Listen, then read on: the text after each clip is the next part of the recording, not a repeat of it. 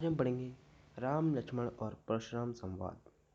ये रामचरितमानस से ली गई है जो तुलसीदास ने लिखा है। हम इसका कविता सार पढ़ेंगे, इसका भावार्थ समझेंगे। इस कविता सार में बताया गया है राम लक्ष्मण परशुराम संवाद तुलसीदास द्वारा रचित रामचरितमानस में अवतरित है। यह एक रोचक प्रसंग है। जनक के दरबार में सभी राजा महाराज इकट्ठे हैं।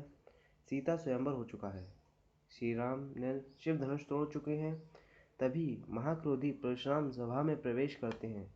आग बबूला होने लगते हैं और उन्हें अपने गुरु शिव का धनुष तोड़ने वाले को मार डालने की धमकी देते हैं।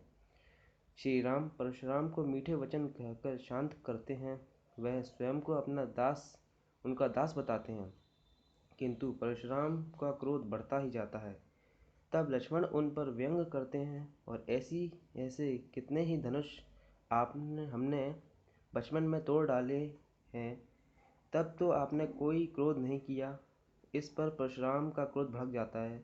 वे लक्ष्मण को वध करने की धमकी देते हैं। लक्ष्मण कहते हैं, हमारी नज़र में तो सारे धनुष एक जैसे होते हैं। इस धनुष को राम ने थोड़ा सा निहारा ही था कि वह अपने आप ही टूट गया। अतः आप क्रोध न करें। इस पर परशुराम अपने क्रोध स्वभाव के डींगे हाँकने लगते हैं। स्वयं को क्षत्रिय कुल का द्रोही कहने लगते हैं। अपने फरसे की प्रचंड बताते हैं। बोलते हैं, मैंने सहस्त्रबाहु का वध कर डाला, धरती के सारे क्षत्रियों का नष्ट कर डाला, इसलिए तू मेरे कुठार फरसे से डर। लक्ष्मण व्यंग करते हैं और बोलते हैं कि वह महावीर परशुराम जी, आप तो फूंक मारकर पहाड़ उड़ा देना चाहते हैं। मैं भी कोई छुई-मुई का पौधा तो नहीं हूँ जो दर्जन भर देखकर डर जाऊँ। मैं भी तुम्हारा जनेऊ देखकर रुका हुआ हूँ।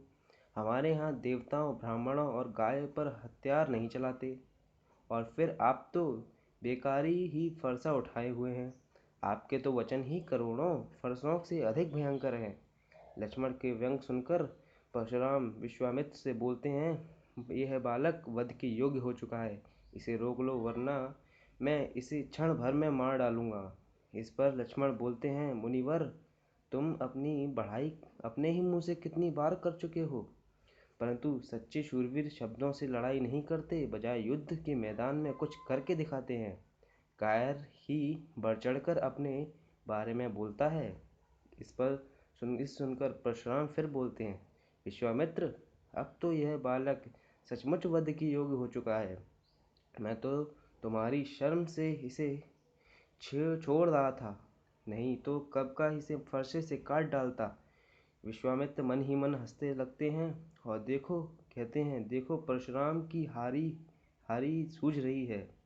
लक्ष्मण फिर चोटकी, मुनि जी, तुमने अपनी माँ का वध करके भी ऋण चुकाया था, अब तुम मुझे मारकर गुरु ऋण चुकाना चाहते हो, तो जल्दी से किसी हिसाब करने वाले को बुला लो, मैं अपनी थैली खुलकर ब्याज सहित लौटा दूंगा। यह सुनते ही परशुराम को क्रोधपूर्वक अपना फरसा संभाला और लक्ष्मण फिर बोले, आप घर में ही वीर हैं, आपका कभी सच्चे वीरों से पाला नहीं पड़ा।